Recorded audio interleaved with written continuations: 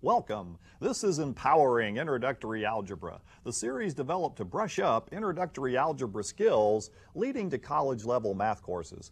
Hi, I'm Bob Young, Assistant Professor of Mathematics at Bavard Community College. With the help of the WBCC staff, we will continue to bring you main ideas of key algebra concepts, tons of examples, great graphics, and study tips to help you become the best mathematics students possible. Let's continue the adventure. Now, in the last episode, we talked about factoring in the form ax squared plus bx plus c, where the first number in front of the x squared was 1, and we're going to continue with that going to the graphic. So this is where we left off last time, and we also noted if a trinomial will factor, the factors of a times c will add to give you the middle number b, and we call those the rainbow numbers. So let's go to one more example with that, and I really tried to pick a nasty one here to start out, a trinomial with all kinds of creatures in it, numbers, variables, different powers, and so forth. Now, first off, this is really not in this form, ax squared plus bx plus c, because we've got cubes in here and over here, and we need to somehow figure out how to get to this form. Now remember that first and foremost rule of graphing. Always, always, always look to take out what? The greatest common factor first. And notice I picked an example here where there are common factors. For example, what comes out number-wise? What is the common number between 3, 6, and 45? Yes, 3 would come out. All right, how many x's does a trinomial have in common? 1 in each one. So we can pull out 1x. And we can also pull out how many y's? Yes, each one has at least 1 in it. So we call this the greatest common factor, and when we take that out, what's left goes in the parentheses. So first and foremost rule of factoring, look to take out things in common first.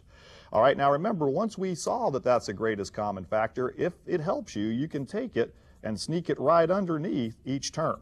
So we can put that 3xy underneath each term there. So when we cancel, we'll have our ducks in a row. So what happens is the 3's cancel out, leaving us with x squared minus 2xy. So again, we're dividing number by number, and when we have like terms here, same variables, the rule is subtract the powers whenever you divide same bases. And then we're going to end up with a minus 15y squared. All right, so taking this greatest common factor out left us with this trinomial. Now we are in the form ax squared plus bx plus c. We can go ahead and multiply these outside numbers. 1 times 15 is 15. And notice I've got the pretty colors on the rainbows here. These rainbows just keep changing color. Don't let that get to you, though. All right, so what factors of 15 are going to give me this 2 I need in the middle? If we listed them all, and I don't know if we need to anymore, but we will, 1 and 15 and 3 and 5, no doubt which pair gives me the 2 I need in the middle. And the signs on the 3 and 5 to get a negative 2 would have to be minus 5 plus 3. So we can say these are our rainbow numbers. And we can hum a few bars if you want. I know the film guys back there go, no, please don't hum a few bars, Young, but I will anyway, just to get them. Somewhere over the rainbow. So you can have fun when you do these. All right, so when we're factoring this trinomial to get the x squared, the first 2 terms to get x squared would have to be xx. And then we can go ahead and put the plus 3 minus 5 in here. That will force those numbers on the top and bottom of the rainbow. So we can put plus 3 and the minus 5, or the minus 5 plus 3. It doesn't matter. Now, you know, I have a problem with this answer, though, because when I FOIL this back, what's missing in this trinomial? Oh, the y is gone, Young. What happened to the y? All right, because remember, the first 2 terms, x times x, gives me this. The outside 2 terms, or the last 2 terms here, are going to have to give me a minus 15 what? Y squared. So what I'm going to do is put the y's on the end of the last 2 terms. That last 2 numbers there, the last 2 terms, will force this minus 15y squared. So think about FOILing in reverse. And notice now when we take the outside 2, will get what? Minus 5xy. The inside 2 will get plus 3xy. And when I add those together, there it is. That middle term is right there. So again, these numbers on the rainbows. On the rainbows. All right, so that is probably one of the toughest examples when a is 1, is factoring out 1 with the greatest common factor. Now let's go back to the graphics for a minute. Some of you have said, that's real nice when a is 1 there, Young. Now, you watching this graphic real closely? Watch what happens in the next graphic. All right, you ready? Everyone's got this one looked at? What happened? Everything's the same, but folks, I'm sorry to say out there in the audience, a, the number in front of the x squared is not always going to be 1. Daggone it, just makes life more complicated. But notice the notes do not change. If a trinomial will factor, the factors of a times c, the outside 2, will always add to give you that middle number b. And we're still calling them rainbows. So let's go to some examples where a is not 1 and show you it works the same way. All right, now 7x squared plus 15x plus 2, no longer a 1 in front of the x squared. This will throw a little wrench into the works, but don't panic, it'll still work out for us. Let's multiply the outside 2 numbers here, seeing there's nothing in common to take out. 7 times 2, 14. And we need factors of 14 to get what in the middle? 15. So if we listed all the factors of 14, 1 and 14, 2 times 7, gee, which ones will give us that middle, Young? And you can see them again, can't you? And again, we learned in earlier episodes and earlier lessons, if there's 2 plus signs here, our rainbow numbers will have 2 plus signs as well. So there they are. So we have our rainbow numbers identified. Now, when we go to factor this trinomial, we just can't put x and x in here anymore. Like when there was a 1 there, we always put xx or yy or whatever variable came first. We got to worry about this 7 as well. All right, so let's go ahead. The only way I can get 7x squared out of these first 2 terms is if one is 7x and the other is x. Well, there's other ways, but this is how it's going to factor. 7x times x gives me that first term. Now, I want to try to get these rainbow numbers here, so I'm actually going to make my rainbows.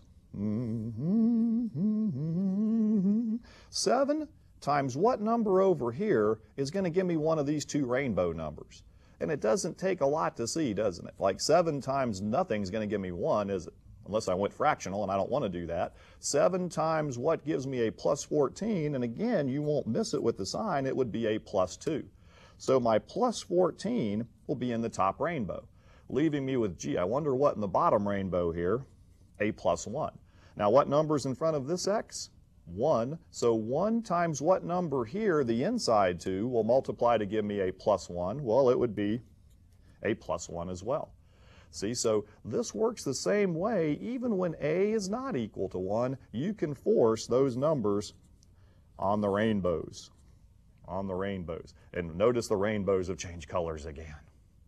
All right, so let's keep working with that same concept now, because students find these type trinomials the most difficult to factor, and we're going to get you by that in no time here. Let's go to the next example. 6x squared plus 23x plus 7. Factor. All right. Nothing in common can come out, so we'll go ahead and take the outside 2 terms. 6 times 7, 42. We'll start listing factors of 42. We want to force a 23 here. Let's see if we can do it. 1 times 42. 2 times what goes into 42? 2 goes in there since it's even 21 times, and there it is. So if that trinomial will factor, the factors of the outside will always add to give you the middle. And since that's a plus 23, and again, these are both pluses, we have to have pluses on both of these. So we have our rainbow numbers, and you can start to feel that power surging in your veins again. Yeah. Now, the trick here is, watch out, because to get this 6x squared here, and I'm going to show you where people can get in trouble even with this seemingly nice method, there's a couple choices here to get 6x squared. Now, we could say 6x and 1x will multiply to give us 6x squared. Or there's another possibility, what? We could put 3x times 2x. So Young, which one is it, or will either one work? Well, I'm sorry to say only one will work if it works at all. Sometimes, remember, these don't work at all and we get prime. But this is not one of those cases. I'll hit you with one of those later. All right, so 6, let's see if we can force those rainbow numbers. So I'm taking this 6 here. 6 times what over here gives me a plus 2? 6 times what over here gives me a plus 21? This is not the pair that's going to factor to give me the rainbow numbers. Rats. All right, so let's try down here. And I'm going to make my rainbows again. 3 times what gives me a 2? 3 times what gives me a plus 21? Pay dirt. 3 times a plus 7 gives me the plus 21 I need on the top rainbow. Therefore, if I get the 21 on the top, gee, I wonder what number is going to be on that bottom rainbow here. Yes, it will be the plus 2. All right, so now all you have to do is say 2 times what number here gives you a 2. 2 times a plus 1. And again, we have a nice factored trinomial answer. A nice factored trinomial answer. And remember I said there's other ways to check this. If you're not sure, I mean, you can FOIL that and it will check. Remember, all these variables folks, are numbers in disguise. Let x be some number, any real number you want. And I always pick 0 because 0 is such an easy number to check. So if I go plug in 0 in this trinomial for x's here, I get 6 times 0 squared is what? All that goes to 0. Plus 23 times 0 is 0. Plus 7. So when I plug 0 in for all the x's in this trinomial, it spits me out a 7, doesn't it? Now watch what happens in the factored answer down here. If I go putting 0 in for x down here in these parentheses, 3 times 0 plus 1 is going to give me a 1 in the first parentheses when x is 0. 2 times 0 plus 7 gives me a 7. So notice what we have here. We have 1 times 7 as being factors of what up here when we plug 0 in? 7. Boy, that makes sense, doesn't it? And it will work for any number in the universe, any real number. You could put 1 in for x. You'll get different numbers with factors of that number. You could put 2 in for x up here. You play with your Aunt Sally order of operation problems. You'll get another number. You'll have factors of it down here. So nice ways to check things besides just foiling it back. Foiling's the easiest way, but it works for all numbers that are real. So that's great. All right, next example here. We're going to try to change some signs and see if we can mess with you here. So again, nothing in common. So I'm going to multiply the outside two numbers. 9 times 5 is 45 here. And we want to take factors of 45 that'll give us the 12 we need in the middle. All right, so I'm going to start listing them. 1 goes into everything, so I like 1, but that's not going to get us the 12 we need. 2 doesn't go into 45 because it's not an even number. 3, does 3 go into 45? Yes, because if you add up the digits, 4 and 5 is 9. 3 goes into it because it adds up to 9 there. So 3 goes into it 15 times, and I think we got our numbers that give us the 12 already. So since that's a plus 12, the signs on the 3 and 15 must be minus 3 plus 15. And if you think about it, this last term's number is a negative 5, so in the parentheses you're going to have 1 positive and 1 negative, the last two terms, to give you this negative 5. The rainbow numbers will also carry those same signs. Isn't that neat? But here again, Young has given you one where you have a couple options here. You could say, to get 9y squared, 9y and 1y. Now will that work or not, given that we have identified these rainbow numbers? I'll let you all think about it out there for a second. Can I say 9 times something over here is going to give me one of those? Now what are y'all thinking in your heads out there? It should be, ain't gonna work, Young. So what's the other choice to get 9y squared here? Well, I only can think of one other set of numbers that give me 9, and that would be 3y times 3y. So let's see if that works. And I think y'all will be saying, I see those numbers are forming. So we can say 3 times what number over here gives me one of these. You could take your choice. To get negative 3, 3 times a negative 1, and we get the negative 3 or the negative 3y in the top. Which means we better get what in the bottom on the smiley face here part of FOIL? We better force that plus 15 down here. Now, gee, what number would possibly go there then, Young? 3 times, yeah, plus 5. So again, a very nice thing here. I've tried to take this difficult concept of factoring trinomials and just break it into, can you find the factors of the numbers that give you that middle? And it works every time. It's a very nice method there. All right, so I hope you're starting to get the feel for these, because you know what, on the BCC network, we just don't stop with the easy ones. We go to the hard ones, and people are going, oh no, Young, please, I'm begging you. Yeah, so again, we've got a nasty trinomial with squares and xy's and y squares here. And some students might be thinking out there in the audience, man, Young, you're going to make me take 30 times 30 and get 900 and try to get factors of 900 to give me 87 in the middle? Are you crazy, man?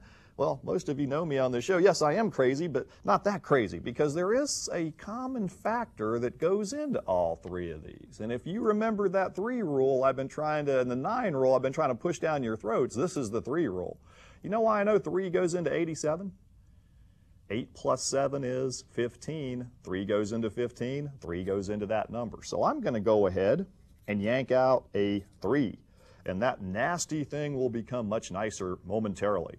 So when I take the 3 out, I can go ahead and divide each term by 3 if I want to, and that'll leave me with 10x squared plus 20, let's see here, 29xy. I had to think about that one for a second, plus 10y squared.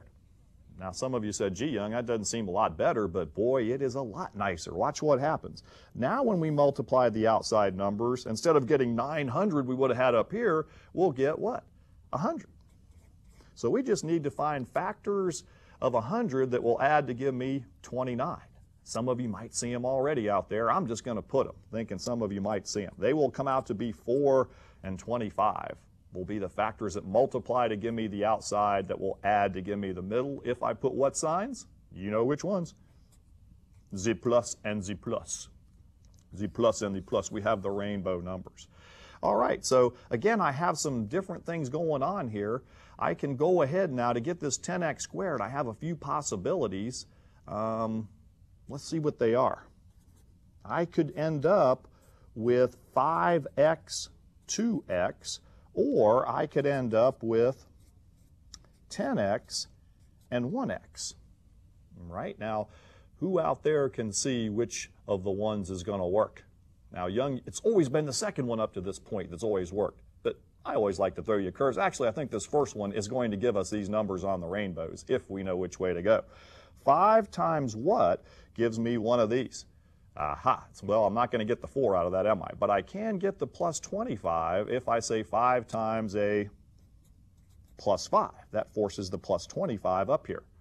Then I know I'll have to get the plus 4 down here on the bottom rainbow. So you can keep humming a few bars. Here's those rainbow numbers. And that's why I draw pretty rainbows on every one. So now 2 times what gives me the plus 4? Well, it would be plus 2. Now here's where you have to be careful on the old rainbow numbers. People, we've been doing a lot without the x's and y's. Now this one, when you make sure you FOIL this back and check it up here, you get the first 2, gives you the 10x squared. The outside 2 and the inside 2 are not going to give you this. The last 2 are not going to give you this because we're missing the what on the ends? Yes, we're missing the y's. The y's. So once you put those y's in there, you now have your factored trinomial. And don't forget to bring this greatest common factor down. Sometimes students will take this out and then they'll forget to keep bringing it down as part of the answer. So when I put all this back together, including the 3, I would FOIL this and then multiply the 3 back through, I'll get what's up here. So this case down here would not have worked. 10 times nothing would have given me one of these. Okay, let us continue here. Different signs involved in here. I didn't go all pluses again. I stuck a minus sign here in the middle. Anything in common goes into 12, 17, and 6? I don't think so.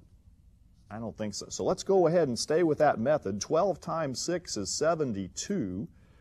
All right, factors of 72 that will give me 17. Now, it really feels good when you start doing enough of these at home and you're practicing and you start going, man, I love this. I'm starting to see. Some of you start seeing the numbers before you don't even have to list them all out. Does anyone, I bet you some of you out there already got factors of 72 that will give me 17. It'll come out to be 8 and 9. And the signs on that would have to be both minuses, because think about it, both minuses are going to end up in the parentheses because you have a plus last term here. So both signs in the parentheses will either have to be both pluses or both minuses whenever this happens, but with this negative middle term, they're going to be both minuses. All right, now I really tried to pick one here that's going to drive you all crazy. But you know me, I'll do that. So on this one, think about all the different factors of 12x squared. All right, it could be 12x and 1x. All right, now if you want to put that in there, you can. I don't know if I'm going to go through all of them because I might run out of paper here. But I'll put a few of them in here. Now, is 12x and 1x going to give me any of these rainbow numbers? 12 times what gives me 8 or a 9? Not that one. All right, now other factors of 12x squared. All right, so that first term is very important in forcing these rainbow numbers. 6x and 2x. Now, if I say 6x here, 6 times what is going to give me an 8 or a 9 here? It wouldn't be 6x or 2x, so I'm running out of choices. 12x and x didn't work. 6x and 2x aren't going to give me these, so I'm down to what else gives me 12? 4x times 3x. Now, if 4x and 3x didn't work, you'd have to put cannot factor. It wouldn't work. But I think we can force those numbers given these. So 4 times what gives me a minus 8? It would be a minus 2. So I've got my minus 8 on the top rainbow. And then I'm going to have I know, well, if the minus 8 is on the top, the minus 9 has to be on the bottom. So boy, it is nice because you never make a sign error using this method as well. 3 times what number gives me the minus 9 would be minus 3. And since this one's got the y square on there, when you FOIL, don't forget to sneak those y's back in there. So we have got the factored answer to that trinomial. So these are the toughest examples when a is not equal to 1 here. All right. Good, good, good. Now, this last example here I'm going to go to, notice I've got a lightning bolt here. Young, where's the rainbows? I don't know. Young, the rainbows are gone. Beware, I'm going to say the false rainbows. There's the false rainbows here, and got to be real careful with it. So watch what happens here. If I take the outside numbers and multiply them, 8 times 5 is 40. Some of you say, Young, I see factors of 40 that give me that 3. And you'll say, Young, I know it. It's going to be, I'll list them all real quick, 140, 220, 410, 5, 8. And y'all are jumping all over 5, 8. That's all of them, aren't you? And you'll say, if I put a what here, a minus 8 plus 5, I can get that minus 3 in the middle. But there's only one problem with that. There's a plus 5 on the end here. So when that last number has a plus there, the signs must both be the same. They must both be positive in here, or they both must be negative in here for those last two terms to multiply to give you a positive. Y'all see what I'm saying? That foiling in reverse there? And the rainbow numbers will also hold. All right, so notice here, these are opposites, so I'd probably have to have some kind of minus sign here in order for this to happen. So this one, no matter which way you try to force it, I mean, you could probably force an answer here, but when you FOIL it, you will not get that plus 5 back. So this is one that they say cannot factor, or I called it earlier a prime polynomial as well. All right, so sometimes it looks like you can get the rainbow numbers, but you can't. You can't. All right, let's stop here at this point and talk about avenues for help, because in our series we like to give students avenues for help out there. And avenues for help number 5, vast information on a variety of math topics is available online. Ask your instructor for useful internet links. Try typing in search algebra. You will be amazed at the number of items found. All right, I mean, there is a ton of information out there for students. And number 6 is get to know people in your math class. Establish study groups and make friends. It is part of the college experience. If you have to miss a class, you'll be better able to catch up on missed material. You know the old saying, 2 heads are better than 1. I have another one. 3 heads are better than 1 or 2, and so on. All right, so make sure there's a lot of avenues for help out there. I mean, we are in this communication age now, folks, where, you know, information is at your fingertips. Take advantage of that as students if you're struggling here. We're trying to give you every possible way to get help. All right, back to the next graphic here, and we're going to talk about some special factoring next. All right, so special factoring, we want to talk about perfect squares, the concept of what makes something a perfect square. So notice on the graphic here, I have anything raised to the second power or squared yields a perfect square. And I gave you all kinds of fun examples here. 1 squared 1, 2 squared 4, 3 squared 9, 4 squared 16, and yada, yada, and so on. All right, so anything raised to the second power is a perfect square. Now in the next graphic, how about variables, Young? All right, any variable or variable quantity whose exponent or power is divisible by 2 is a perfect square. Why? All right, so notice I've given you some examples here in the graphic. X squared equals what to the second power? X to the fourth equals what to the second power or squared? And right on down the line, so y'all think about this graphic for a second and we will go and answer those questions right now. So squares are going to be something we're going to need to look at. So here was the examples from the graphic there. So if you think about it, x squared is what raised to the second power? That one should not be a whole lot to think about. X. Yeah, so if I square x, I'll get x squared, or that's equal to, we know, x times x if we write it out. All right. What squared gives me x to the fourth? Now remember, this is power rule number 5. You multiply the exponents, you would get x squared squared. Multiplying would give me x to the fourth. So any variable that has an even power or divisible by 2 is a perfect square. Or we could write this out as x squared times x squared as well. Okay. What squared gives me x to the 6? Some people don't think x to the 6 is a perfect square variable, x cubed squared. So yes, x cubed times x cubed. So here, notice we have power rule number 5 from the past. Whenever you have a power raised to a power, you do what with them? Multiply. Or if you wrote it out this way, whenever you multiply same bases, you add the powers to get back over here. So good review in here. Then I tried to throw you some real nasty ones. Oh, Young, why do you do this to me? X to the 8th, y to the 10th is what squared? Well, you'll see a pattern here happening down the line. Just kind of take half, and you'll get x to the 4th, y to the 5th. So it's almost like dividing by 2 there when you are looking for these magic numbers. And if I square that, I'll get what's in here. All right, and you can even do perfect square quantities. If you take something that's raised to the 12th power, what squared gives me this? You can take that whole darn thing, that 2x plus 3, and raise it to guess what power? The 6th. So you can even have giant perfect, these are quantities with perfect squares involved in them. And when we get down to our next lesson here, we're going to talk a lot about perfect squares and how we call them special factoring. It's going to be a very nice shortcut for factoring these things that have these squares in them. So that's going to be very nice points to make. And if we wanted to, we could even take maybe a fraction if we wanted to. We haven't talked about that, like 1/16. We could also make that into a square, 1/4 squared. So we'll talk more about it next. In closing, remember the successful strategies we are trying to instill in each of you.